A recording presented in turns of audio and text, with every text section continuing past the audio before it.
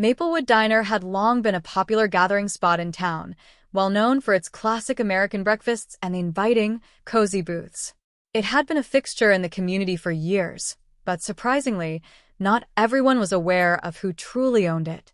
Most customers believed the man who was always behind the counter, Mr. Harris, the head manager, was the one in charge. However, the true owner was Daniel Carter, a man who preferred to stay out of the public eye.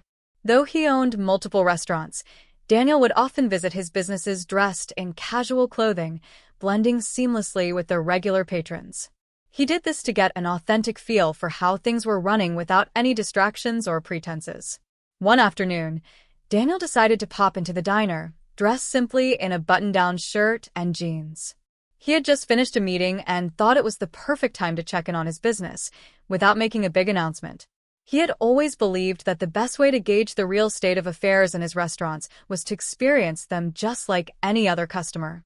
As he settled into a seat by the window, enjoying the familiar and comfortable atmosphere, a waitress named Jessica came over to take his order. She had been working at Maplewood for over a year and had earned a reputation for her sharp, no-nonsense attitude. Jessica looked Daniel up and down, her gaze scanning him quickly. Unlike the other customers who had already been served, Daniel hadn't received a menu or even a greeting. With a rather stern look, Jessica crossed her arms and said, "Before I take your order, you'll need to pay up front." Daniel was taken aback.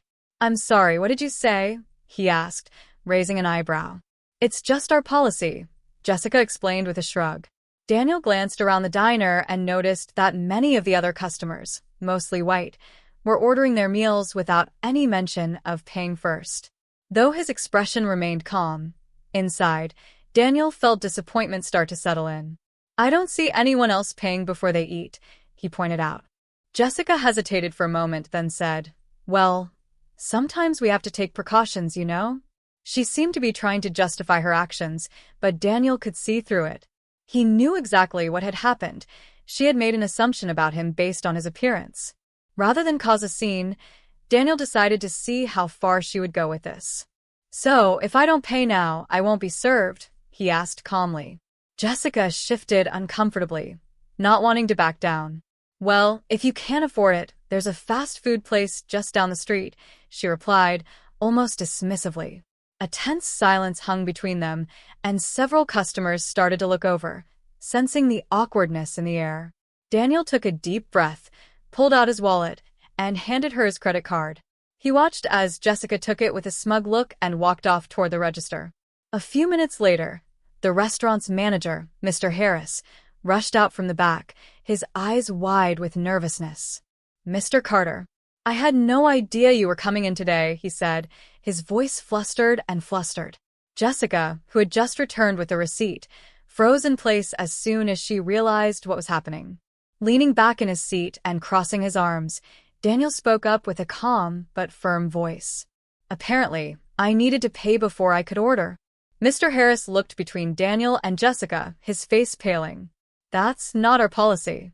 "I'm so sorry, sir," he said, clearly distressed. Jessica stood still, her mouth opening and closing as she struggled to find the right words.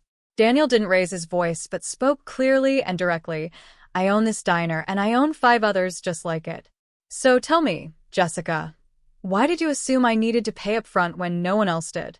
Jessica stammered, I didn't mean anything by it.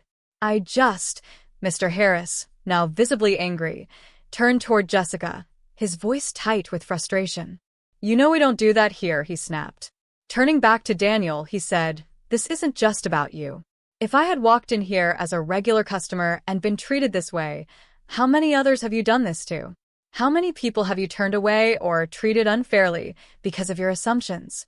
Jessica's face turned bright red, and she couldn't bear to meet Daniel's gaze. The weight of her actions was starting to sink in. Mr. Harris, now deeply embarrassed, turned back to Daniel, his tone apologetic. "Sir, I assure you, this will be handled immediately." Daniel nodded slightly. "Good," he replied. "Because if there's one thing I won't tolerate in my restaurants, it's discrimination." He paused, his gaze fixed on Jessica. "Jessica, you're fired." Jessica gasped, her face going pale. Please, I didn't mean to, she started, but Daniel cut her off with a firm shake of his head. You made a choice, and now you're facing the consequences, he said decisively. With that, Jessica removed her apron, her face full of regret, and quietly walked out of the diner. Mr. Harris continued to apologize profusely, but Daniel simply asked for a coffee, having already made up his mind. He knew that the diner would be better off without employees like Jessica.